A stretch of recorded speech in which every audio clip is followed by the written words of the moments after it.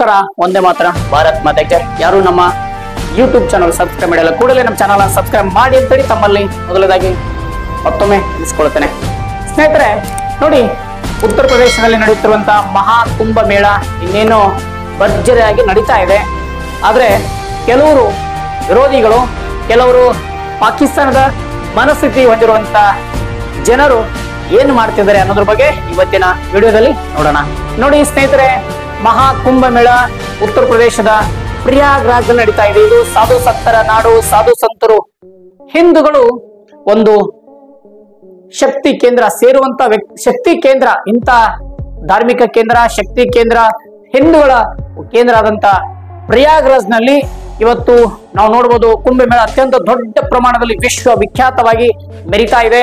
ಅದ್ಧೂರಿಯಾಗಿ ಕುಂಭಮೇಳ ನಡೀತಾ ಇದೆ. ಆದ್ರೆ ಇವತ್ತು ಇಡೀ ದೇಶದಲ್ಲಿ ಮೂಲೆ ಮೂಲೆಯಿಂದ ಇವತ್ತು ಸಾವಿರಾರು ಲಕ್ಷಾಂತರ ಜನರು ಇವತ್ತು ಮಹಾ ಕುಂಭಮೇಳಕ್ಕೆ ಹೋಗ್ತಾ ಇದ್ದಾರೆ. ನೋಡಿ, ಹಿಂದೂಗಳ ಪುಣ್ಯ 144 ವರ್ಷಕ್ಕೆ ಬರುವಂತ ಕುಂಭಮೇಳ ಇವತ್ತು ಭರ್ಜರಿಗೆ ಈಗ ನಡೀತಾ ಇದೆ.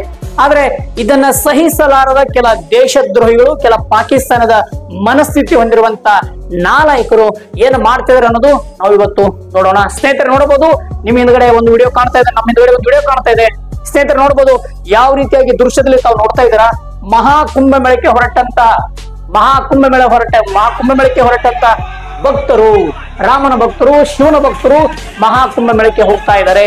ಇಂಥ ಸಂದರ್ಭದಲ್ಲಿ ನೋಡಿ ಏನಾಗ್ತಿದೆ, ರೈಲಿನ ಮೇಲೆ ಕಿಟಕಿಯಿಂದ ನೇರವಾಗಿ ಅವರಿಗೆ ದಾಳಿ ಮಾಡ್ತಾರೆ. ಸ್ನೇಹಿತರೆ, ಭಕ್ತರಿಗೆ ಹಲ್ಲೆ ಮಾಡ್ತಾ ಇದ್ದಾರೆ. ನೋಡಬಹುದು ದೃಶ್ಯದಲ್ಲಿ ನೋಡಿ ಸ್ನೇಹಿತರೆ, ಯಾವ ರೀತಿಯಾಗಿ ಹಲ್ಲೆ ಮಾಡ್ತಾರೆ. ಹಿಂದೂಗಳು ಒಗ್ಗಟ್ಟಾಗುವಂತ ಶಕ್ತಿ ಕೇಂದ್ರ ಪ್ರಯಾಗ್ರಾಜ್. ಇಂಥ ಪ್ರಯಾಗ್ರಾಜ್ ನಲ್ಲಿ ನಮ್ಮ ದೇಶದ ಪ್ರತಿಯೊಬ್ಬ ಹಿಂದೂಗಳು, ಸನಾತನಿಗಳು ದೇವರ ದರ್ಶನ ತೆಗೆದುಕೊಂಡು ಪ್ರಯಾಗ್ರಾಜ್ ಹೋಗ್ತಾ ಇದ್ದಾರೆ. ಕುಂಭ ಮೇಳವನ್ನ ದರ್ಶನ ಮಾಡ್ತಾ ಇದ್ದಾರೆ. ಪವಿತ್ರವಾದ ಗಂಗಾ ಮಾತೆಯ ನೀರಿನಲ್ಲಿ ತಮ್ಮ ಜೀವನದ ಪಾಪ ಪುಣ್ಯ ಕರ್ಮಗಳನ್ನ ತಗುಲಿಸಕ್ಕೆ ಇವತ್ತು ಪ್ರಯಾಗ್ರಾಜ್ ಹೋಗ್ತಾ ಇದ್ದಾರೆ. ಗಂಗಾ ನದಿಯ ಸ್ನಾನ ಮಾಡ್ಬೇಕಂತ ಎಷ್ಟು ಸಾವಿರಾರು ಜನರು ಹೋಗ್ತಾ ಇದ್ದಾರೆ. ಇಂಥ ವಿಚಾರವನ್ನ ಸಹಿಸಲಾರದ ದ್ರೋಹಿಗಳು, ಹಿಂದೂ ವಿರೋಧಿಗಳು ಇವತ್ತು ಮಹಾ ಕುಂಭಮೇಳದ ಎಂದು ದೊಡ್ಡವಾದಂತ ಸಂತರ ಸಮಾವೇಶ, ಇಂಥ ಸಮಾವೇಶಕ್ಕೆ ಇಂಥ ಸಾವಿರಾರು ಜನರು ಹಿಂದೂ ಸಂಗಮದ ಪ್ರದೇಶಕ್ಕೆ ಹೋಗ್ತಿರುವಂತಹ ಪ್ರಯಾಗ್ರಾಜ್ಗೆ ಹೋಗ್ತಿರುವ ಸಂದರ್ಭದಲ್ಲಿ ಈ ರೀತಿಯಾಗಿ ಸುಲ್ತಾನ್ಪುರದ ರೈಲ್ವೆ ಸ್ಟೇಷನ್ ನಲ್ಲಿ ಈ ರೀತಿಯಾಗಿ ಕಲ್ಲು ತೂರಾಟ ಮಾಡ್ತಾರೆ. ಸ್ನೇಹಿತರು ನೋಡಬಹುದು, ಸುಲ್ತಾನ್ಪುರದ ರೈಲ್ವೆ ಸ್ಟೇಷನ್ ನಲ್ಲಿ ಯಾವ ರೀತಿಯಾಗಿ ಹಿಂದೂಗಳ ಮೇಲೆ ಕಲ್ಲು ತೂರಾಟ ಮಾಡ್ತಾರೆ ಕೆಲ ದೇಶದ್ರೋಹಿಗಳು, ಪಾಕಿಸ್ತಾನದ ಮನಸ್ಥಿತಿಯರು. ತಾವು ನೋಡಬಹುದು, ದೃಶ್ಯದಲ್ಲಿ ನೋಡ್ತಾ ಇದ್ದೀರಾ ಯಾವ ರೀತಿಯಾಗಿ ಹಿಂದೂಗಳ ಮೇಲೆ ಈ ರೀತಿಯಾಗಿ ದಾಳಿ ಮಾಡ್ತಿದ್ದಾರೆ. ಸ್ನೇಹಿತರೆ, ನಾವು ನೋಡಬಹುದು ಹಿಂದೂಗಳು ಸಹಿಷ್ಣುತೆಯನ್ನ ಮನಸ್ಥಿತಿ ಹೊಂದಿದಂತ ಜನರು. ಆದ್ರೆ ಹಿಂದೂಗಳು ಮನಸ್ಸು ಮಾಡಿದ್ರೆ, ಹಿಂದೂಗಳು ಒಗ್ಗಟ್ಟಾದರೆ ನಾವು ಹನುಮಂತನ ಶಕ್ತಿ ಕೂಡ ನಮ್ಮಲ್ಲಿ ಹಿಂದೂಗಳ ಬಲ್ಲಿದೆ. ಆದ್ರೆ ಇವತ್ತು ನಮ್ಮ ಸಹಿಷ್ಣುತೆ ನೋಡಿ ಇವತ್ತು ನೋಡಿ ಯಾವ ರೀತಿಯಾಗಿ ಹಿಂದೂಗಳ ಮೇಲೆ ದಾಳಿ ಮಾಡ್ತಾ ಇದ್ದಾರೆ. ನೋಡಿ ಸ್ನೇಹಿತರೆ, ಬಹುಶಃ ನೋಡ್ಬೋದು, ರೈಲು ನಮ್ಮ ದೇಶದ ಆರ್ಥಿಕವನ್ನ ಬೆಳೆಸ್ತಾ ಇದೆ. ನಮ್ಮ ದೇಶದ ಇದು ಕೂಡ ವಾಹನ ಅಂದ್ರೆ ಇವತ್ತು ರೈಲಾಗಲಿ, ಬಸ್ ಆಗಲಿ, ಇವೆಲ್ಲ ನಮ್ಮ ದೇಶದ ಆಸ್ತಿ. ರೈಲುಗಳು ನಮ್ಮ ದೇಶದ ಆಸ್ತಿ, ಇವನ್ನೆಲ್ಲ ನಮ್ಮ ಆಸ್ತಿ. ನಮ್ಮ ಆಸ್ತಿ ಮೇಲ್ಗಡೆ, ನಮ್ಮ ದೇಶದ ಆಸ್ತಿ ಮೇಲ್ಗಡೆ ಈ ರೀತಿಯಾಗಿ ಕಲ್ಲು ತೂರಾಟ ಮಾಡ್ತಿದ್ದಾರೆ. ಬಹುಶಃ ಇದರಲ್ಲಿ ಯಾರಾದ್ರೂ ಒಬ್ಬ ಹಿಂದೂ ಭಕ್ತರಿಗೆ ಸತ್ರೆ ಏನಾದ್ರೆ ಯಾರ ಜವಾಬ್ದಾರಿ? ಸ್ನೇಹಿತರೆ, ಅದಕ್ಕೆ ನಾನು ನಿಮ್ಗೊಂದು ವಿಚಾರ ಹೇಳ್ತೇನೆ. ಹಿಂದೂಗಳು ಒಗ್ಗಟ್ಟಾಗ್ಲಿಲ್ಲ ಅಂದ್ರೆ ಈ ರೀತಿಯಾಗಿ ಹಿಂದೂಗಳ ಮೇಲೆ ದಾಳಿ ಮಾಡ್ತಾರೆ. ನೋಡ್ಬೋದು ಸ್ನೇಹಿತರೆ, ಯಾವ ರೀತಿಯಾಗಿ ದೃಶ್ಯದಲ್ಲಿ ನೋಡ್ತಾ ಇದ್ದೀರಾ. ಹಿಂದೂಗಳ ಮೇಲೆ, ಹಿಂದೂ ಭಕ್ತರ ಮೇಲೆ, ಪ್ರಯಾಗ್ರಾಜ್ ಕೇಂದ್ರ ಕುಂಭಮೇಳಕ್ಕೆ ಹೊರಟಂತ ಭಕ್ತರ ಮೇಲೆ ಈ ರೀತಿಯಾಗಿ ರೈಲಿನ ಕಿಟಕಿಯ ಮೇಲೆ, ಗ್ಲಾಸ್ ಮೇಲೆಗೆ ಕಲ್ಲು ತೂರಾಟ ಮಾಡ್ತಾರೆ. ಸ್ನೇಹಿತರೆ, ಈ ರೀತಿಯಾಗಿ ಕಲ್ಲು ತೂರಾಟ ಯಾರು ಮಾಡ್ತಾರ ತಮ್ಗೆ ಗೊತ್ತಲ್ಲ. ಈ ದೇಶದ ಅನ್ನ ತಿಂದು, ಈ ದೇಶದ ನೀರು ಕುಡಿದು, ಈ ದೇಶದಲ್ಲಿ ಇದ್ದು, ಈ ದೇಶದಲ್ಲಿ ಮನಿ ಕಟ್ಟಿ, ಈ ದೇಶದಲ್ಲಿ ಎಲ್ಲಾನು ಮಾಡಿ ಪಾಕಿಸ್ತಾನದ ಅವರಿಗೆ ಹುಟ್ಟಿದ ಹಾಗೆ ಮಾಡ್ತಿರುವುದು ಜಿಹಾದಿಗಳು. ಇಂತಹ ಜಿಹಾದಿಗಳಿಗೆ ಸರ್ಕಾರ ಏನ್ ಮಾಡಬೇಕು? ಯಾರು ಸ್ಟೋನ್ ಒಗಿತಾರೆ, ಕಲ್ಲು ಎದ್ದು ಒಗಿತಾರೆ, ನಮ್ಮ ದೇಶದ ಆರ್ಥಿಕ ಸ್ತಂಭ ಆದಂತ ರೈಲುಗಳ ಮೇಲೆ ಈ ರೀತಿಯಾಗಿ ಮನಸೋ ಇಚ್ಛೆ ಕಲ್ಲನ್ನ ಒಗೆದು ಜನರಿಗೆ ತೊಂದರೆ ನೀಡಿರುವಂತ ಹರಾಮಿಗಳು, ದೇಶದ್ರೋಹಿಗಳು, ಪಾಕಿಸ್ತಾನದ ಮನಸ್ಥಿತಿಯನ್ನು ಹೊಂದಿರುವಂತ ನಾಮರ್ದರಿಗೆ ಯಾವ ಶಿಕ್ಷೆ ಕೊಡಬೇಕು? ಅವರಿಗೆ ಒಂದು ಪಾಕಿಸ್ತಾನಕ್ಕೆ ಹೋಗಬೇಕು ಅಂತ ಶಿಕ್ಷೆ ಕೊಡಬೇಕು. ಅಂದಾಗ ನಮ್ಮ ದೇಶ ಸುಭದ್ರವಾಗಿರುತ್ತೆ. ಹಿಂದೂಗಳು ಶಾಂತಿ ರೀತಿ ಇರ್ತಾರೆ. ಹಿಂದೂಗಳು ಸುಭದ್ರವಾಗಿ, ಶಾಂತಿಯಾಗಿ, ನೆಮ್ಮದಿಯಾಗಿರ್ತಾರೆ. ಇವತ್ತು ದೇಶ ಹಾಳಾಗ್ತಾರೆ ಯಾರಪ್ಪ ಅಂದ್ರೆ ಇಂತಹ ಮಾನಸಿಕ ವ್ಯಕ್ತಿಗಳಿಂದ. ಇವತ್ತು ಏನಾಗ್ತಿದೆ, ರೈಲಿನ ಮೇಲೆ ಈ ರೀತಿಯಾಗಿ ಕಲ್ಲು ತೂರಾಟ ಮಾಡ್ತಿದ್ದಾರೆ. ಇದು ಕಲ್ಲು ತೂರಾಟ ಮಾಡೋದು ಸರಿನಾ? ಈ ರೀತಿನೂ ಮಾಡ್ಬೋದಾ ಸ್ನೇಹಿತರೆ? ಅದಕ್ಕೆ ನಾನು ನಿಮ್ಗೆ ಹೇಳ್ತೀನಿ, ದಯವಿಟ್ಟು ಹಿಂದೂಗಳು ಒಟ್ಟಾಗ್ಬೇಕು, ಒಗ್ಗಟ್ಟಾಗ್ಬೇಕು.